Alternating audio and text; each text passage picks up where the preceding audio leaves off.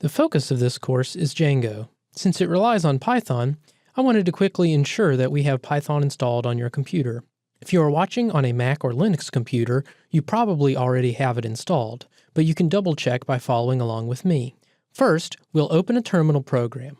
On Windows, you can navigate in the Start menu to the Run command and type cmd and hit Enter.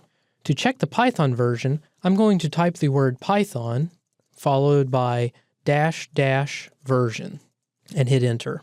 This computer reads the version 2.76. The code in this course works with any version of 2.7 and also works with the latest version, which at this time is 3.4. If instead you saw something like Python is an unrecognized command, then you need to install Python. Unlike the other operating systems, Windows does not come with Python.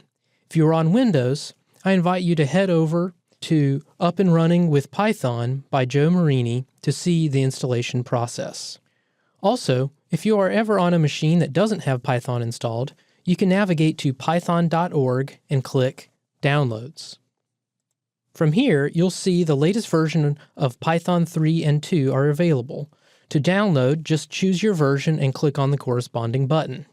Once you've downloaded a version of Python, you'll step through an install wizard. If you've installed Python but it still isn't being recognized as a command, try restarting your computer.